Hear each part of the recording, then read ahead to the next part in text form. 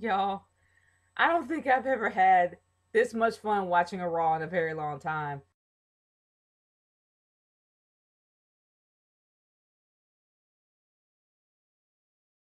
Like, on the real, I have not laughed so hard in my life.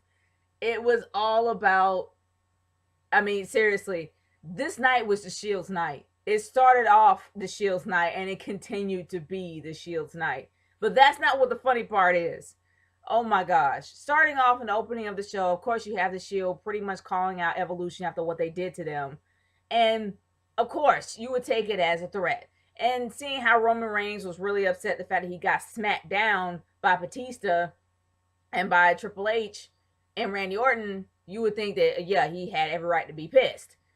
But the fact that they came out and they ambushed them, and then the whole night they were laying out, but then sure, you thought you kind of knew that Evolution was going to have something to say like later on down the show, and they did. But that's not the funny part. The funny part was that in mid sentence, and for guys, if you guys have the WWE Network, go back and watch that footage, or go back on WWE.com and watch the footage of that promo that Evolution did after the Shield took them out, and listen to Triple H's what Triple H had to say. When Triple H was in mid sentence, he Triple H literally got taken down from behind by Seth Rollins, and then the whole night, you couldn't take Evolution seriously after Evolution got taken out like that in mid sentence. These guys are supposed to be the top dogs in the yard. You gotta believe these guys are gonna take out the Shield. And then when Batista called out Roman Reigns, I I couldn't even take the match seriously. I was laughing so hard; it was so funny. Just, just seriously, to hear Triple H go, and he's just got the ever loving crap beat out of him, and then you're supposed to take him seriously, and then here comes the wife, as usual, being the aide to the husband, coming out. Here's Stephanie literally coming out and having all kinds of heels for the very end of the show, coming out to try to take them all down. In the end, the heels just all fell down in droves. I'm like, what's the point of bringing them back? It was seriously. I every time I think of that segment, I can't help but laugh. Seriously, I'm not fake laughing here. That was the funniest moment I have ever seen in the WWE. I could not stop laughing. It was hilarious. Guys, you have to go back and watch. Triple H marks would hate it, but those that aren't Triple H marks like I am would love it because it's downright funny. And I'm sorry, that was the best. That was the most comical moment of the night. That tops every Santino moment I've ever seen. Seriously, I could not stop laughing. I didn't even care about the match because I couldn't take it seriously. Wow.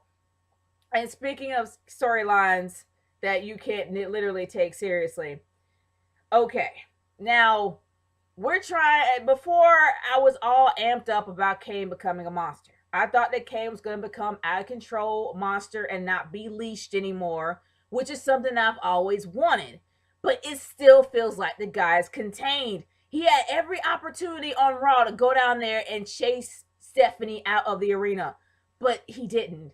He just drug out Daniel Bryan after Daniel Bryan made his. He had a segment like the towards down the show, like before that happened. He had a segment talking about how his injuries that Kane, that everything that he's been through and everything, and how the WWE universe has been behind him, and what Kane did to him has caused him to have a neck injury to where he has to have surgery on Thursday, and talk about whether or not he's going to be coming back and all this other stuff. He had that little segment that I think was really emotional for a lot of people who are Daniel Bryan fans. But he is coming back because actually on Twitter they gave us a glimpse on what his WWE belt is gonna be. He actually has his own personal belt that kind of looks weird. Has yes, yes, yes on it and the Daniel Bryan colors. For those that actually are following him on Twitter as well as WWE, there actually is a picture of his belt online. So guys, check that out. I don't know if I am able to even give you a teaser of it. I'll try to see if I can find the image and put it on my Wrestling Fan Nation page. But either or, the thing is that was a really emotional segment. So you're going from that, and then you're coming from Kane dragging him out after beating the ever loving crap out of him and everything else like that. And here comes Stephanie as a retort, maybe as a rebuttal after what he said. And just the thing is, if you're trying to make it more real, stop. Have Kane attack you. Like, seriously, if Kane is the guy that can't be controlled, why hasn't he attacked Stephanie yet? Why hasn't he beat everybody else down? Why hasn't he like literally gone out of control? That's what makes me feel that he became the old Kane he used to be, because Kane had no restraint. The only person that can restrain him is Paul Bearer, and he's no longer here. That made sense. But now that Paul Bearer is gone, there's no restraint. You can't restrain Kane. So why on earth has he not attacked her yet?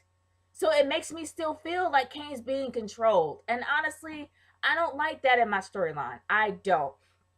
And the truth of the matter is, there's no point to go after Daniel Bryan anymore. And saying that he's not an A+ player after everything that he's gone through, you're trying to make this more reality. And one thing I can say about Triple H is that Triple H can give credit where credit is due. If he sees that you have busted your butt in that ring and gave it your all and gave him a run for his money when you fought him, then he'll be like, okay, you know what? You proved me wrong. I'm backing off. Like, he'll be a man about it. But the thing is, when Stephanie took over the whole thing, it just, I'm sorry, it kind of tainted the storyline a bit for me. Because if you're trying to make it more real by giving credit where credit's due, backing off, and then finding somebody else to feud with him. Or at least have Kane be so out of control to where the only person that can take him out fully is Daniel Bryan. But unfortunately, that shows at the last review that he couldn't take out Kane. But either or, it just don't seem like that Kane is the uncontrollable force, like Stephanie's saying. It seems like he still is controlled. But the fact is that Daniel Bryan's going to be gone for a while. What the WWE is going to do is beyond me, storyline wise.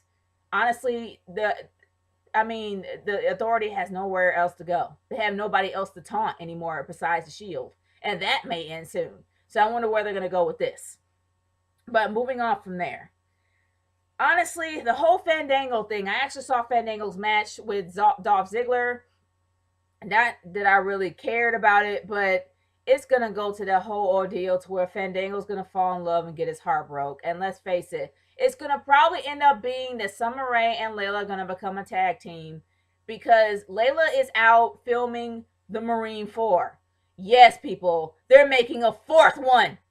But she's actually filming the Marine 4, so she'll be out for a while, and that's the reason why her and Fandango broke up Twitter-wise. But when she comes back, more than likely, they're going to become a female tag team, because it always goes in this direction. You got a diva that's going to end up being with a wrestler. The wrestler falls in love with the diva and it gets betrayed somehow. She's going to betray him. We know that this is going to happen. And I don't agree with the fact that Layla's Fandango's assistant or Fandango's dancer or whatever, or valet, because Layla's more than that. So I know that she is going to dump him, and let's face it, Summer Rae and her are going to become a tag team. They can't be Lay Cool. They're no Lay Cool. But they're going to probably be something like Lay Cool. I wouldn't be surprised. That's my theory on it. But moving on from there, my biggest gripe of the entire night, and I have to say this, is the whole Bray Wyatt thing. They messed up at first at WrestleMania 30. They made up for it going on to Extreme Rules, but they're starting to taint it a bit going on to Payback. And the reason why I'm saying is this: you're making Bray Wyatt look like a plague. The fact that they call him the Manic Pied Piper, I love it. I love that name. And the fact that you have like little children following him, and then everybody else following him, and whatever message that you think that he's trying to promote, which I don't think that there's a message that we don't already know, that John Cena is no Superman. John Cena is a freaking fraud. We already know that. I'm not going to say he's a fraud, but I'm going to say that no, he is no Superman. He is human. He can break like everybody else. And that is what he's trying to do, which makes Bray Wyatt's character awesome. But the one thing that bothers me the most about that is the fact you got the faces winning over the heels, when the heels are supposed to be this dynamic plague that you can't get rid of. Don't you want the heels to seem more powerful to where when the pay-per-view goes on to the next, when it goes on to the next pay-per-view, that it will be like a more of a triumph, like what you did with Daniel Bryan? Was, I hate to say it, but it was great. The storyline wise, it was great. It was a great comeuppance story, but we know that the events leading to that, the change in events leading to that led to Daniel Bryan's victory. But either or, it was in his favor. But when you actually want to make John Cena more human, you want to break him a bit. You want to mess with his head. You did that for the first few weeks. And now you got the faces winning to where John Cena's not taking it seriously anymore. And now he's saying, thank you, thank you. Now I know what I must do. You're making him freaking look like he's desperate. Seriously, you don't want the heel to look desperate, especially a psychotic one. A psychotic one is unpredictable at best, yes. But still, you want to make him look like a plague. You want to book him like a plague. Seriously. And what they did by having the faces win, in my opinion, kind of just tainted it a little bit. But hopefully they can make this up, and hopefully it won't be too bad. So I'm not going to like completely poo-poo it. They might just fix it in the end. Who knows? But it was nice to actually see Hacksaw Jim Duggan come out. But I'm going to be real with y'all. I can give an ever-loving crap on a biscuit about the overrated Russian Lana and Vladimir Kozlov Jr. Seriously, I can give two craps about them. And it's not because of the fact that he's a bad wrestler. He's a dynamo. He's a powerhouse. But they're pulling a Ryback. Except the only thing with Ryback is that he wrestled wrestlers that were unknown, only in the towns that they were in, and they were probably maybe $1.25. The thing is that he's taking out people that are already on the roster, but they're not giving like a fair fight. The fact of the matter is that the only person that kind of gave him somewhat, I'm not even gonna say give him a run for his money, but I think it's somebody that can actually compete with him is Big E. And I'm hoping that he feuds with Big E. But the whole Russian gimmick is overrated. Can we come up with something new? It's not the freaking Cold War, people. We're out of the 80s now, or whenever it was, and I could have got my year wrong, so don't put anything in the comments, okay? But I'm saying we're out of the Cold War, okay? They lost. We know it. So just move on from the whole Russian gimmick, okay? It never works. Ever. But honestly, I'm really sick to death of this whole ridiculous Russian gimmick, but I'm not going to rant anymore on that. This is just a review on Raw, not on those two. But I will say another funny moment of the night was the fact that Alicia Fox literally spazzed out in the middle of the ring because she lost against Paige. I thought that was hilarious, seriously. And I'm really tempted on doing a graveyard on her. Honestly, I really am. If I don't see her at the next Raw, I'm doing a graveyard, y'all. Look up for that. And I also have two topics on my brain right now that I'm probably going to pop up a little later. But guys, my overall thoughts of the show is this. I have not laughed so hard and so long for some of these segments that have popped up. And even though it's supposed to be the reality era, there is nothing reality about it. But I'm not going to say that this show was bad. And also, not to forget Sandow. But for Sandow starting to become forgettable, it's a given. His whole hoity-toity gimmick is starting to become old, and he's starting to become, well, extinct. So hopefully he'll come with something soon. But y'all, I want to hear your personal thoughts on this show.